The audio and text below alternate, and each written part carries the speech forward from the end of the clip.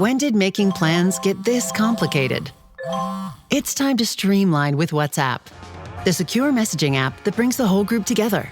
Use polls to settle dinner plans. Send event invites and pin messages so no one forgets Mom's 60th. And never miss a meme or milestone.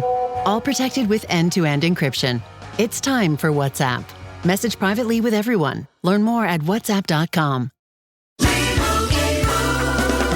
Doug. Here we have the Limu Emu in its natural habitat, helping people customize their car insurance and save hundreds with Liberty Mutual.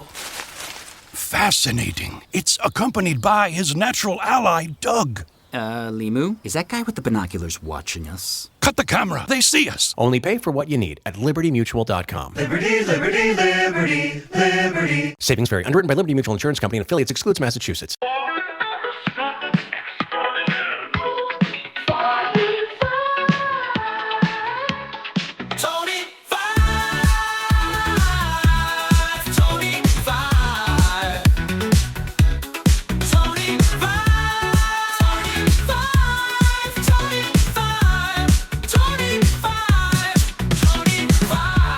Welcome to The Last Show. I'm David Cooper.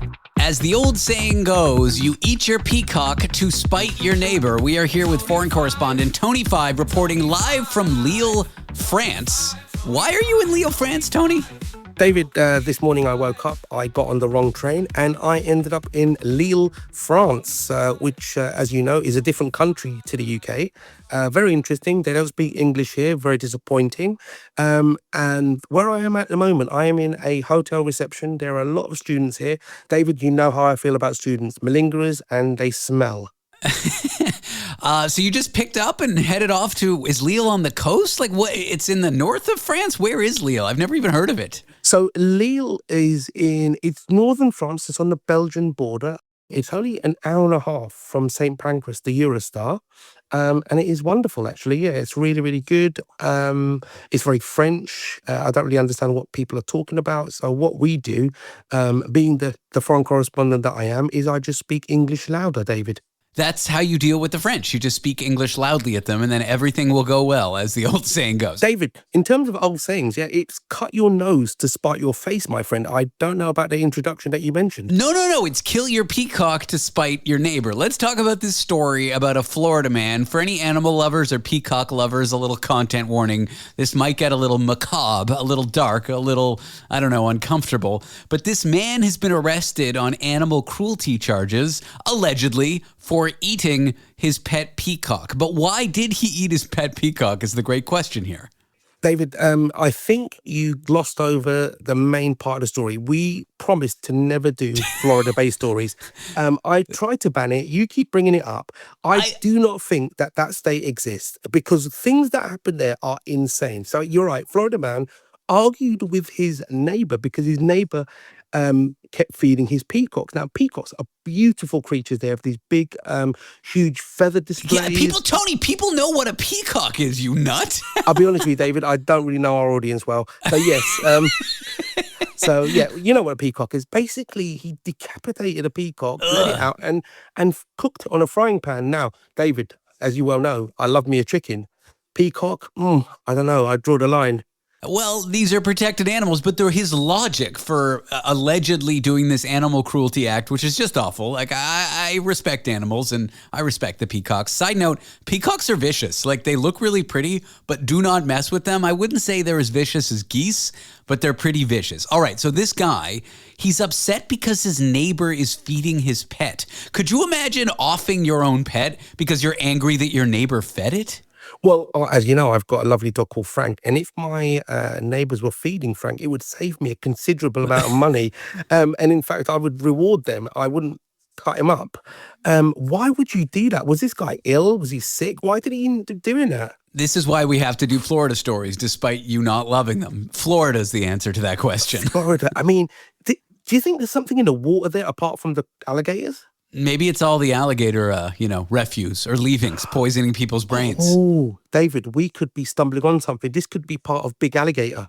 It could be. Anyway, this guy, there's not much to this story other than he said when he gets out of jail, he plans to do harm to the rest of his peacocks, and his logic is he doesn't want anyone else to care for them. This guy gets so angry about people treating his animals nicely, he'd rather just take them off the face of this earth, which is very strange. But when you look at a mugshot of the guy, it starts to make more sense. It makes sense. So he's got more peacocks there. So who's looking after peacocks while he's in jail? I hope nobody. He does not like people looking after his peacocks. Good Lord. I mean, there must be a Florida Peacock Society. Maybe we can get them on the call. What do you think? Yeah, I do actually hope they step in before he gets released. He has been charged with a felony, which in the UK, what do you call them? Like misdemeanors or misdemeanor, indictable? I don't know what you call them over there. Misdemeanor was my teacher at university. She studied geography. Yeah, of course she was. Oh, see, David, when I'm in Lille, there's a lot of poetry going on, my friend. It is the city of love, by the way. That is what they say, the city of brotherly love. Now, anyway, my advice to you, if you're ever in Florida and see a peacock on some guy's property, maybe don't take care of it. I feel that I would land in Florida and would not last more than 12 hours there. You've been, haven't you? You've been to Florida. Your family goes there and stuff, doesn't it? I've been to Miami. My parents do spend time in Miami. Miami's like a city, you know? There's some weird stuff that goes on in Miami, but if you go 100 kilometers, 100 miles out of Miami, you're in the wild, wild west, but with alligators and swamp. It's a different world, and I don't know that Florida, if that makes sense. I mean, educate me. As a man from England, I know Florida being the Orlando, which I think is where Disneyland and stuff is. Yeah, that's another city. Those are like normal-ish places, as normal as you can be in Florida. Okay, Miami, which is where Will Smith sung about.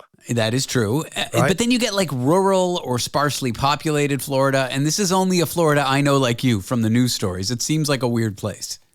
Well, it seems every other week there's some crazy person, skateboarding, down a highway with a crocodile on his head whilst singing on a ukulele. And it's normal for them. Do you not think people in Florida go, well, that's just a Monday? It's so strange. I've never heard of any place. There's no place like it else in the world. I'm trying to think of places that have the most ridiculous things that happen to them. But it is Florida, right? Well, Australia has the flora and fauna that could make it that weird. But for whatever reason, even the outback in Australia is not nearly as weird as Florida. See, I'm terrified of Australia, to be honest. I see news stories from there. Yeah. I see absolutely. For me, it's the same sort of attractiveness as Burning Man. I have absolutely no interest in going there because everything there would kill me. Yeah. I mean, I'm scared of Australia just like you are, but I assume 9 out of 10 Australians die every day from crocodile bites. And because I assume that means it's true.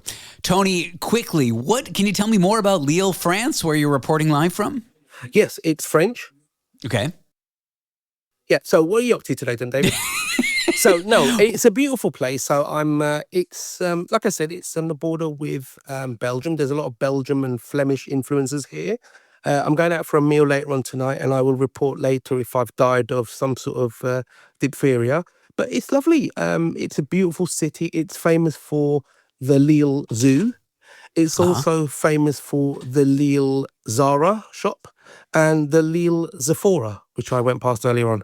Okay, and what will you eat? I know in Brussels, I figure they just eat mussels in Brussels, which is in Belgium, because it rhymes. Are you going to eat seafood? Yes, they do a lot of seafood here. They a lot of beef sort of based dishes. Boof. I'm going to have something boeuf, exactly. I'm going to ask for a little bit of boeuf later. Do you like that? A little bit of boeuf.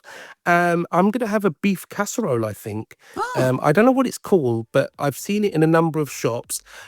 What happens to me, I don't know whether it happens to you when you speak a different language. I just repeat what they say back to me. That makes perfect sense. And then you end up ordering everything on the menu. Tony, enjoy Lille. Thanks for reporting on this Florida story despite your reservations. And I hope you have a good rest of, the early evening, late evening. I don't even know what time it is there. Neither do I, David. Bonjour.